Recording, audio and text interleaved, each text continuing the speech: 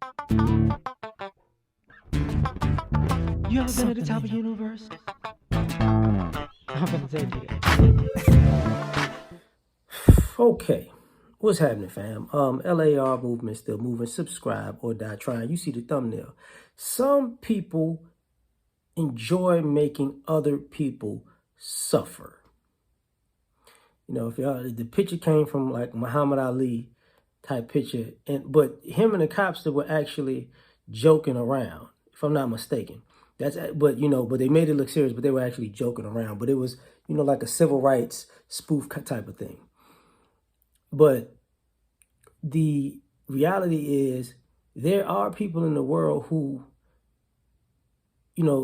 they take pleasure out of making sure your life can suck because they had their hands in making your life suck.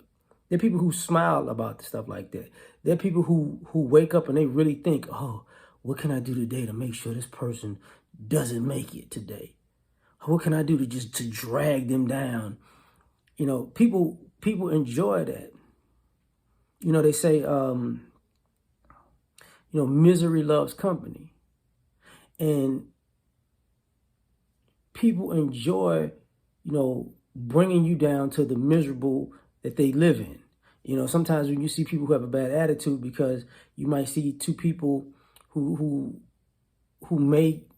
are like at the beginning of a confrontation, and one person walks away, and sometimes you might think they're soft or they're weak, and that person might have sized the other person up like, you really don't want no problems. You just want my life to go to suck like your life. Because it's not about the fight that you create. It's about the consequences that the fight, will create. So you already a loser in life. So you're just trying to drag me down to be a loser with you. If I could, will, and gonna win the fight, but then I'm gonna get locked up behind it.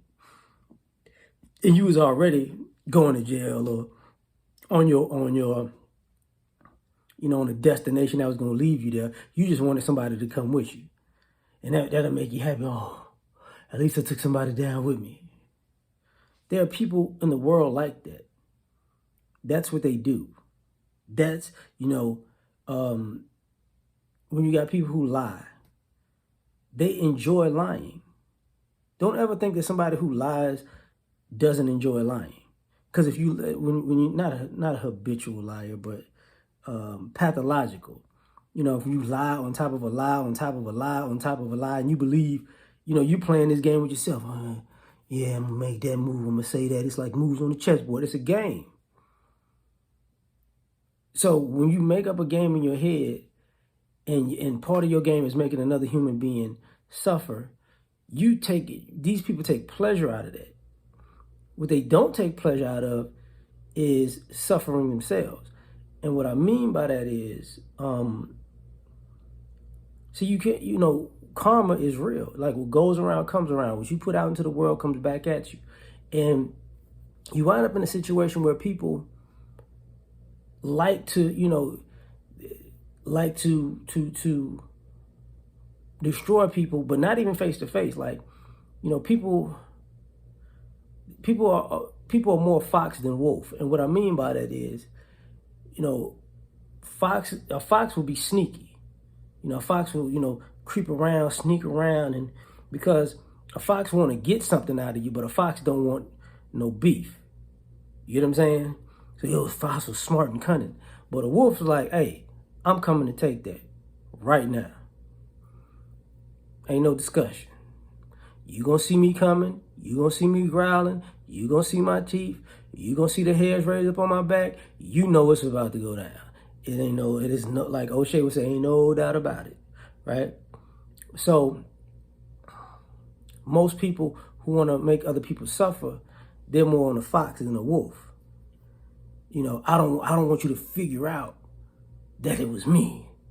I want you to kind of think like, would you do this or would you ever do that? You want the confusion.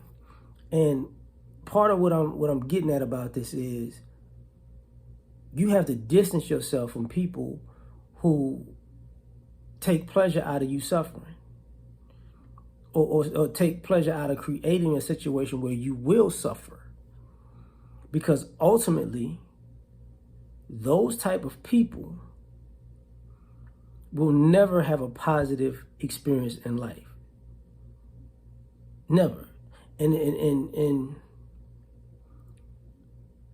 even with karma, when it comes to like people who have sins of the father or whatever, when you see people who, like as a black person, you know, you can talk about people who have white guilt or whatever, you know, people's parents and grandparents and great-grandparents, it's not that you just racist, or they were racist, or maybe you didn't hate black people. It's the fact that you participated in our suffering gleefully and then went to church like, God, don't you love me? That is like, okay, I know what kind of person you are. You're definitely an evil person. Because if me suffering made you smile and made you, drink an extra beer and have a cookout at your house and go, you know what I did to them today? You're a piece of you know what. You know what I'm saying? But there are a lot of people out in the world who are like that. And they justify being like that. And the problem with the justification is these are the same people who punk out when it's time to suffer. See, sometimes revenge is necessary, and revenge is right. And the same person that'll dole your suffering out will beg for mercy. There will be no mercy. No. Because you took pleasure out of somebody's suffering. Remember the white lawyer, there's a black man in Louisiana who did decades in prison, and when he got free, he had a terminal illness, and the lawyer that locked him up, knowing that he was innocent, came by his house talking about, well, his trailer, because the lawyer got rich over the years and got a great name and put food on his family's table and used that as a springboard for a better career. Will you forgive me? And the guy was like, no. You became a millionaire locking me up unjustly, and I had to do years in jail while you was out here, and you want to forget? Man, get the fuck out of here. So that's just my thoughts on this one. Tell me what you think. Like, share, subscribe, or die trying. Peace.